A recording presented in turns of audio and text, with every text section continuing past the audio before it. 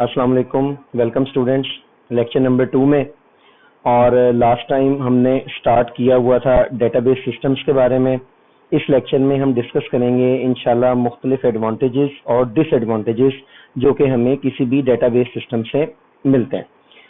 First of all हम advantages देखते हैं कि क्या क्या फ़ायदे हमें इससे मिल सकते हैं। मुख्तलिफ तरह के एडवांटेजेस हमें मिलते हैं क्योंकि जो भी आप एप्लीकेशन सिस्टम इस्तेमाल करते हैं और उसमें जब डेटाबेस अप्रोच को इस्तेमाल किया जाता है तो मुख्तलिफ जो है हमें एडवांटेजेस इससे मिलते हैं। और हर एडवांटेज हमें एक ऐसा वे प्रोवाइड करता है कि हम ज़्यादा बेहतर बना सकते हैं अपने सिस्टम को। मुख्तलिफ एडवांटेजेस जो हैं वो हम देखते हैं हमारे पास क्या है।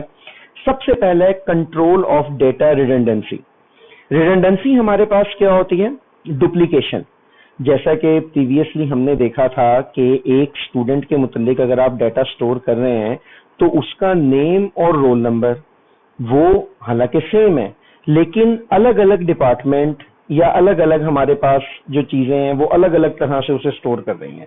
मिसाल के तौर पर जब हमने देखा लाइब्रेरी मैनेजमेंट सिस्टम, वो स्टूडेंट का रोल नंबर और नेम अलग स्टोर कर रहा है। आप एग्जामिनेशन सिस्टम पर जाते हैं, वहां वही रोल नंबर और नेम अलग से स्टोर किया जा रहा है। इसी तरह आप अकाउंट्स में जाते हैं, वहां वही नेम और रोल नंबर अलग स्टोर किया जा रहा है। तो इसे कहते हैं डेटा रिडंडेंसी, डेटा की डुप्लीकेशन होना, डेटा को एक से ज्यादा बार स्टोर करना। That the database approach attempts to eliminate the redundancy by integrating the file। यहाँ हमारे पास बात क्या है? Integrating the file.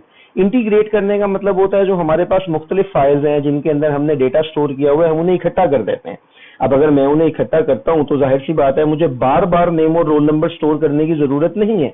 एक ही बार मैं नेम और रोल नंबर अपने पास स्टोर कर लूंगा तो हम कहेंगे कि हमारे पास रिडंडेंसी क्या हो गई है? एलिमिनेट हो गई है। क्योंकि डिफरेंट फाइल्स जिनमें एक ही तरह का डाटा स्टोर किया गया था उन्हें हमने इंटीग्रेट कर लिया, इकट्ठा कर लिया, तो अब हमारे पास जो डुप्लीकेशन थी वो खत्म हो गई है। Although the database approach does not eliminate redundancy entirely, it controls the amount of redundancy inherent in the database।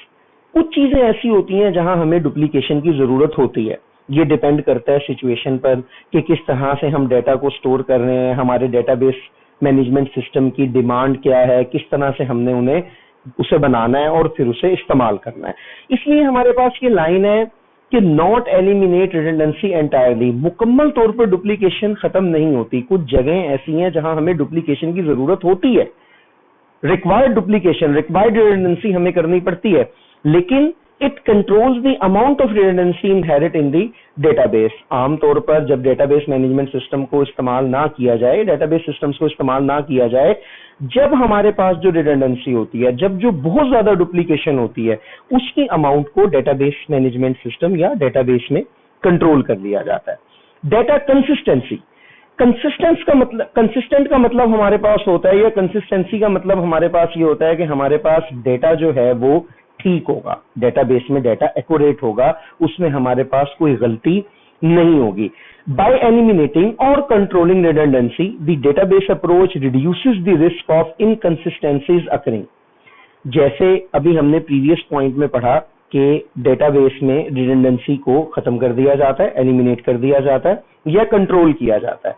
इससे हमारे पास डेटा के इनकंसिस्टेंट होने का जो रिस्क है वो खत्म हो जाता है। अब कैसे खत्म हो जाता है या कैसे कम हो जाता है? देखें, हम वही जर्नल एग्जांपल डिस्कस करते हैं कि एक स्टूडेंट का जो एड्रेस है वो लाइब्रेरी सिस्टम में भी मौजूद है, एग्जाम में भी मौजूद है, एडमिशन में भी मौजूद है।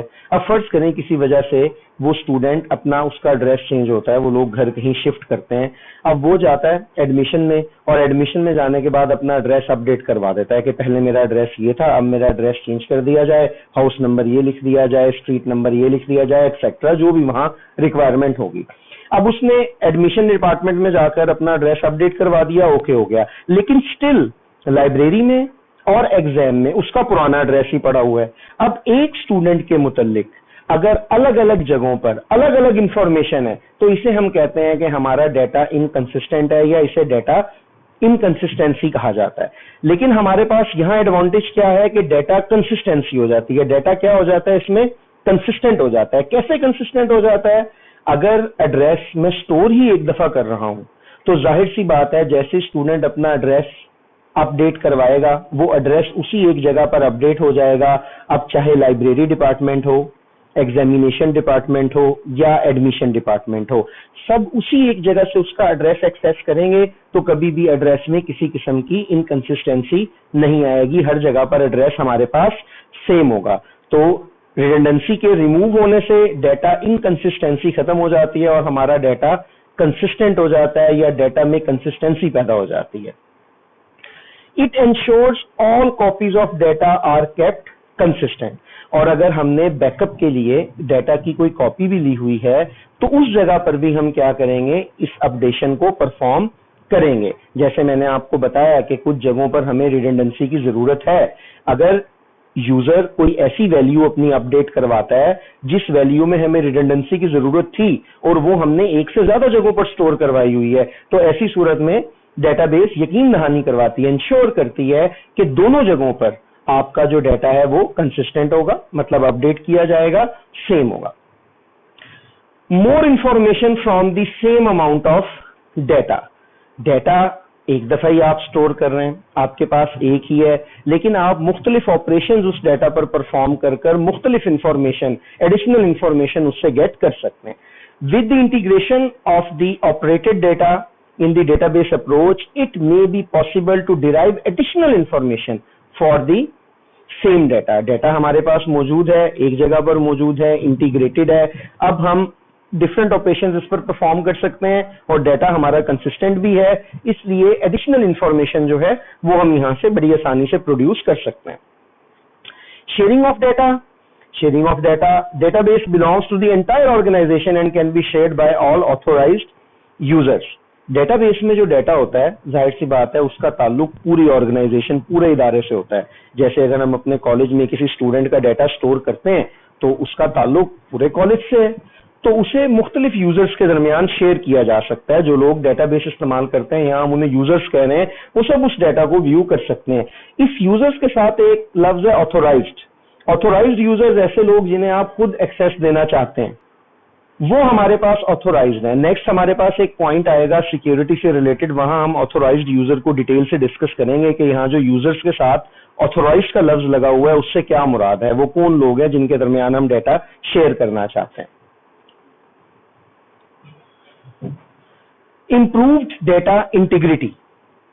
इंटीग्रिटी का मतलब हमारे पास होता है करेक्टनेस, डाटा का करेक्ट होना, इंटीग्रिटी उससे मुराद है। अब इस करेक्टनेस का मतलब क्या है, देखें, अगर हम किसी शख्स का नाम स्टोर कर रहे हैं तो नाम में हमें पता है कि नंबर्स नहीं आते, स्पेशल सिंबल्स नहीं आते, नाम में सिर्फ अल्फाबेट होते हैं। तो डेटा इंटीग्रिटी हमारे पास क्या है कि जो नेम यूजर जिस फील्ड में स्टोर कर रहा है उसमें कोई स्पेशल सिंबल्स ना हो, उसमें नंबर्स ना हो। इसी तरह से अगर आप यूजर का टेलीफोन नंबर स्टोर कर रहे हैं तो हमें पता है कि टेलीफोन नंबर में अल्फाबेट नहीं आ सकते, सिर्फ नंबर्स आएंगे। तो वहां डाटा इंटीग्रिटी क्या है कि हमारे पास फोन नंबर की फील्ड में सिर्फ नंबर्स हो। इसी तरह थर्ड एग्जांपल लेते हैं, आप यूजर का ईमेल एड्रेस स्टोर कर रहे हैं। अब हमें पता है कि ईमेल एड्रेस में @ का साइन भी होता है, आगे डॉट के बाद डोमेन भी होती है, उससे पहले @ के साइन से पहले यूजर अपना जो ईमेल आईडी रखना चाहता है वो आईडी रखता है। तो ये जो सारी की सारी चीजें हैं कि जब यूजर अपना ईमेल सिलेक्ट करने लगता है तो @ का साइन लाजमी होना चाहिए, फिर डॉट, फिर डोमेन एक्सेट्रा, मतलब जो कंप्लीट वैलिड ईमेल एड्रेस है वो आना चाहिए। तो इसे कहते हैं डेटा इंटीग्रिटी। अब डेटा इंटीग्रिटी जो है वो डेटाबेस में इंप्रूव हो जाती है। इंप्रूव कैसे होती है? Database integrity provides the validity and the consistency of stored data. ये बात अभी हमने डिस्कस की। Integrity is usually expressed in terms of constraints. अब इंटीग्रिटी को किस तरह से हम लगाते हैं? कंस्ट्रेंट्स की मदद से, कुछ रूल्स की मदद से, which are consistency rules that the database is not permitted to violate. ये हमारे पास ऐसे कंसिस्टेंसी रूल्स होते हैं जो डेटाबेस वायलेट नहीं कर सकती। जब एक डेटाबेस डिजाइनर डेटाबेस बनाता है तो डेटाबेस बनाते वक्त जो सॉफ्टवेयर है, आपका डेटाबेस मैनेजमेंट सिस्टम है जिसके जरिए आप डेटाबेस बना रहे हैं, वो आपको ये फैसिलिटी देता है कि आप कोई रूल लगाना चाहें, कंसिस्टेंसी कंस्ट्रेंट लगाना चाहें तो वहां पर लगा सके। फॉर एग्जांपल, जिस फील्ड में मैंने यूजर से नेम एंटर करवाना है, मैं वहां पर एक रूल लगा देता हूं कि इसमें सिर्फ अल्फाबेट्स आ सकते हैं। जिस फील्ड में मैंने यूजर से फोन नंबर एंटर करवाना है, मैं वहां एक कंसिस्टेंसी कंस्ट्रेंट या रूल लगा देता हूं कि इसमें हमारे पास सिर्फ नंबर्स आएंगे, अल्फाबेट्स नहीं आ सकते हैं, क्योंकि हम यहां पर फोन स्टोर कर रहे हैं। तो ये जो रूल्स हैं जिनकी मदद से आपका डाटा एक्यूरेट रहता है, उसमें किसी किस्म की प्रॉब्लम नहीं होती, उन रूल्स को हम कहते हैं कंस्ट्रेंट्स या कंसिस्टेंसी कंस्ट्रेंट्स या कंसिस्टेंसी रूल्स। इन रूल्स के जरिए अल्टीमेट एडवांटेज हमें क्या मिलता है? इंप्रूव्ड डेटा इंटीग्रिटी, के हमारे डेटा की जो करेक्टनेस है वो बेहतर हो जाती है, गलती के चांसेस उसमें कम से कम हो जाते हैं।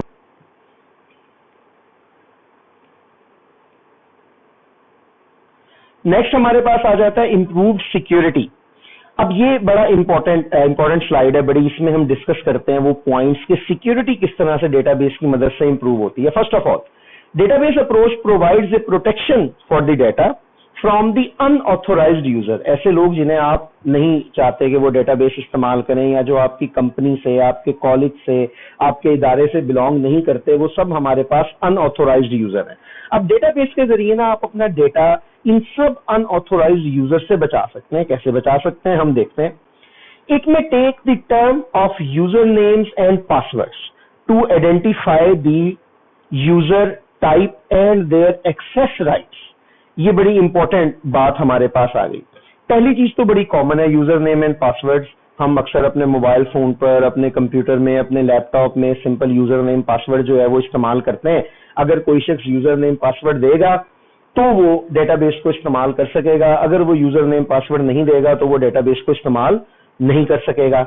यहां हमारे पास एक एडिशनल बात भी आती है कि जैसे ही कोई यूजर नेम पासवर्ड देता है तो आइडेंटिफाई किया जाता है उस यूजर की type and their access rights. Access rights कि वो कितनी डेटाबेस को इस्तेमाल कर सकता है, कौन कौन सा ऑपरेशन डेटाबेस पर कर सकता है। In the operation including retrieval, retrieval का मतलब जो डेटा पहले से स्टोर किया हुआ है उसे हासिल करना, इंसर्शन, न्यू डेटा इंसर्ट करना, अपडेटिंग, पुराने डेटा के अंदर कोई चेंज करना, और डिलीशन, जो डेटा पहले से मौजूद है उसे डिलीट करना। अब अगर आप कंपनी में एक ऐसे शख्स को लेकर आते हैं जिस शख्स का काम है सिर्फ और सिर्फ डेटाबेस में मौजूद डेटा को देखना और उसके मुतल्लिक रिपोर्ट्स बनाना, तो उसका यूजर नेम पासवर्ड तो होगा, उसके बाद आप उसे क्या देंगे? Access right. अब उसका एक्सेस राइट क्या है कि वो सिर्फ डेटा रिट्रीव कर सकता है, नया इंसर्ट नहीं कर सकता, पुराना अपडेट नहीं कर सकता, या पुराना डिलीट नहीं कर सकता।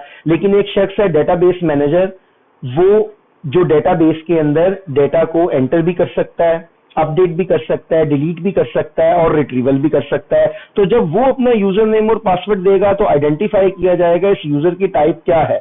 हम कहेंगे इस यूजर की टाइप एडमिन है, कि ये एडमिनिस्ट्रेटर है, तो उसे ये सब एक्सेस राइट्स हासिल होंगे जो एक्सेस राइट्स यहाँ पर लिखे हुए हैं। तो मुख्तलिफ यूजर नेम और पासवर्ड जो है इनसे हमें पता लगता है कि एक्सेस राइट्स क्या है, कौन सा शख्स डेटाबेस को कितना इस्तेमाल कर सकता है। सबसे कॉमन एग्जांपल हम लेते हैं, जब रिजल्ट आता है और इंटरनेट पर हम वेबसाइट पर जाते हैं यूनिवर्सिटी की और जाकर रिजल्ट चेक करते हैं, तो वहां आपके सामने सिर्फ ऑप्शन होता है एंटर योर रोल नंबर। आप रोल नंबर एंटर करते हैं और अगर वो रोल नंबर सही होगा तो उसका रिजल्ट आपके सामने आ जाएगा। इसका मतलब हम लोगों को सिर्फ रिट्रीवल राइट्स जो हैं वो दिए गए हैं।